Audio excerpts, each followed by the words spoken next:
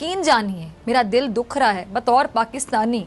Erdogan तुर्की के राष्ट्रपति जो तिरछी नजर से देखते हैं मोदी और लूला डी सिल्वा को, लेकिन जब उन्हें लगता है कि पीएम मोदी ने उन्हें इग्नोर कर दिया, पाकिस्तान के दोस्त मुल्क तुर्की को एक के बाद एक झटका लग रहा है।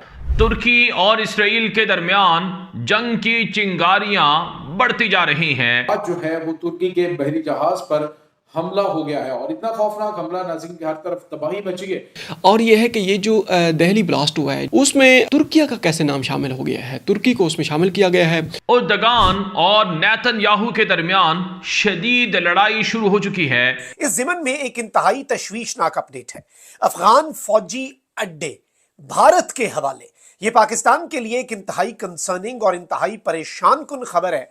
टर्की जिस तरह से खुलकर आतंक के समर्थन में आया और एर्दोगान ने भारत के खिलाफ जिस तरह से जहर उगला और सारी चीज़ें, उसको लेकर अब भारत बड़े एक्शन के मूड में नजर आ रहा है। अफगान तालिबान का एक और वजीर 5 रोज़ा दौरे पर नई दिल्ली पहुंचा है।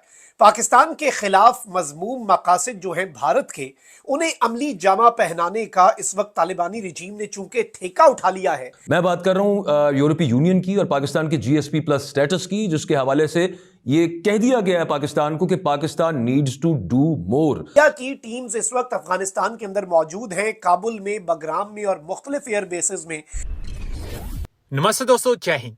हिंदुस्तान स्पेशल में आपका स्वागत है दोस्तों। प्राइम मिनिस्टर मोदी ने जोहान्सबर्ग में शनिवार को G20 समिट में विश्व नेताओं से मुलाकात की। ऐसा दिख रहा था कि सभी प्राइम मिनिस्टर मोदी को मिलने के लिए उत्सुक हैं। इस दौरान एक ऐसा पल आया जिसमें प्राइम मिनिस्टर मोदी ने टर्किश राष्ट्रपति एर्दोगान को पूरी तरह से इग्नोर कर दिया। वह गए और उन्होंने एर्दोगान को इग्नोर कर ब्राजील के राष्ट्रपति लूला डी सिल्वा को गले लगाया। एर्दोगान देखता रह गया। टर्किश राष्ट्रपति तीखी नजरों से मोदी की तरफ देखता रहा। सोशल मीडिया पर यह वीडियो तेजी से वायरल है। जिस तरह से तुर्की पाकिस्तान का साथ दे रहा था, एर्दोगान को इग्नोर करना बनता था। इसके बाद प्राइम मिनिस्टर मोदी ने समिट के पहले सेशन में भाषण दिया। उन्होंने वैश्विक चुनौतियों पर भारत का नजरिया दुनिया के सामने रखा। मोदी ने पुराने डेवलपमेंट मॉडल के मानकों पर दोबारा सोचने की अपील की। उन्होंने कहा, पुराने डेवलपमेंट मॉडल ने रिसोर्स छीन लिए हैं, इससे बदलना जरूरी है। दूसरी ओर अफ्रीकी राष्ट्रपति रामाफोसा ने 2026 की अध्यक्षता किसी खाली कुर्सी को सौंपने की बात कही। टर्की जिस तरह से खुलकर आतंक के समर्थन में आया और एर्दोगान ने भारत के खिलाफ जिस तरह से जहर उगला और सारी चीज़ें, उसको लेकर अब भारत बड़े एक्शन के मूड में नजर आ रहा है। किस तरह से देखा जाना चाहिए? क्या टर्की के बाद अज़रबैजान और चाइना का भी नंबर आएगा?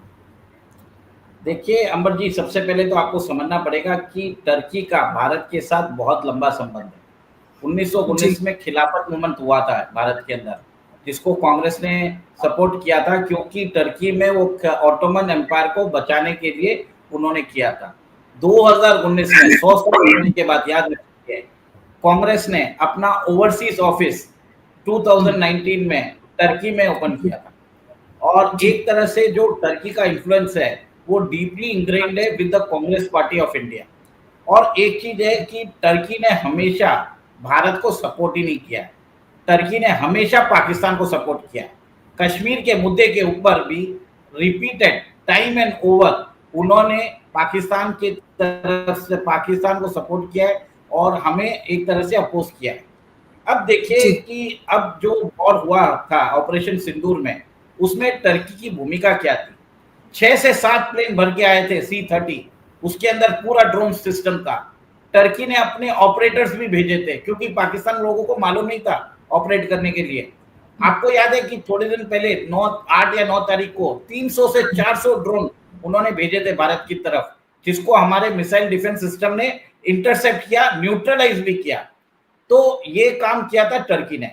तो टर्की के जो उनके जो ड्रोन्स के अवशेष भी मिले थे, जो उनके बरत्या ड्रोन है और दूसरा ड्रोन है, उन सबके उनके अवशेष भी मिले थे। तो टर्की का जो इन्वॉल्वमेंट है वो हमें समझ में आ गया। अंबर जी, ये देखिए कि अब भारत को लग रहा है कि टर्की ने एक तरह से इन डिसइंफॉर्मेशन कैंपेन भी चालू किया। उनके हैंडल्स ने, जो पाकिस्तान ने जो वॉमिटिंग किया, उसी को पकड़ के एम्प्लीफाई कर दिया। तो इसके खिलाफ, भारत के खिलाफ इंफॉर्मेशन वॉरफेयर भी किया। भारत के अगेंस्ट ड्रोन्स और वेपन्स भी दिए। उन्होंने अपना एक वॉरशिप भी भेजा कराची बेस पे, आपने वो भी देखा होगा। ओपनली उनको बोला कि हम पाकिस्तान के साथ खड़े हैं। इतना तो सपोर्ट चीन ने भी नहीं किया।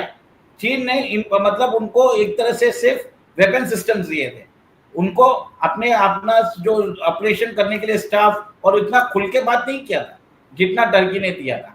तो अब भारत के लोगों ने क्या किया, टर्की की जो ट्रैवलिंग है, बताया जाता है every year 330,000 Indians, 330,000 Indians travel to Turkey. उधर 4,000 करोड़ के उनको व्यापार दिया जाता है भारत की तरफ से। पाकिस्तान के दोस्त मुल्क तुर्की को एक के बाद एक झटका लग रहा है। पहले नाज़रीन तुर्की का कार्गो त्यारा फिजा के अंदर तबाह हुआ, जबकि आज जो है वो तुर्की के बहरी जहाज पर हमला हो गया है और इतना खौफनाक हमला नाज़रीन की हर तरफ तबाही मची है। इसकी ताज़ा तरीन अपडेट आपके साथ हम शेयर करेंगे कि कहाँ पे ये हमला हुआ, किसकी जानिब से ये अटैक किया गया और कितना नुकसान हुआ है, ये तमाम तर डिटेल्स। नाज़रीन इस वक्त सूरत हाल बड़ी अजीबोगरीब है। पूरी दुनिया के अंदर इस वक्त जंगी माहौल बने हुए हैं।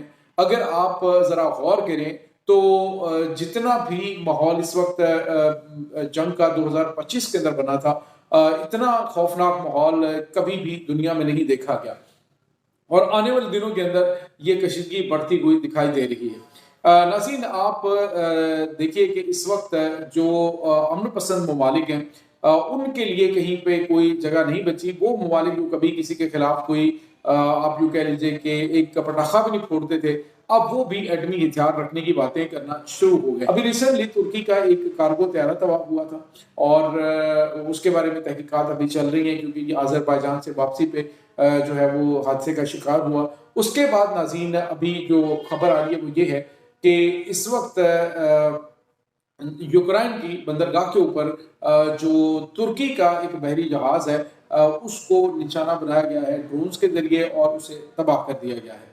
नाज़रीन ये जो इनका बहरी जहाज है, ये तकरीबन 4,000 माया गैस जो है वो लोड किए हुए था और उसके ऊपर ये हमला रूसी ड्रोन्स की जानिब से किया गया, जिसमें बताया जा रहा है कि इसका बहुत बड़ा हिस्सा जो है वो तबाह हो चुका है। लेकिन बताया जा रहा है कि कुछ जो अमले के अफराद हैं वो बच गए हैं, लेकिन नुकसान इनका काफ़ी ज़्यादा हो गया है। नाज़रीन ये जो इनकी बंदरगाह है जरफिल, उसके ऊपर खड़ा हुआ बहरी जहाज जो है वो निशाना बनाया गया है। जिसके बाद नाज़रीन अब देखते हैं कि रशिया और जो तुर्की है उसके दरमियान भी कशीदगी बढ़ सकती है। हालांकि दोनों ममालिक के ताल्लुकात बेहतर हैं, लेकिन फिर भी चीज़ें जो है वो नाज़रीन दोबारा से कशीदगी की जानिब जा सकती है। उर्दगान और नेतन्याहू के दरमियान शदीद लड़ाई शुरू हो चुकी है। दूसरी तरफ है शाम को ईरान 500 अरब डॉलर जुर्माना अदा करे क्योंकि उसने शाम के लोगों का बशार अल असद के साथ मिलकर नुकसान पहुंचाया है।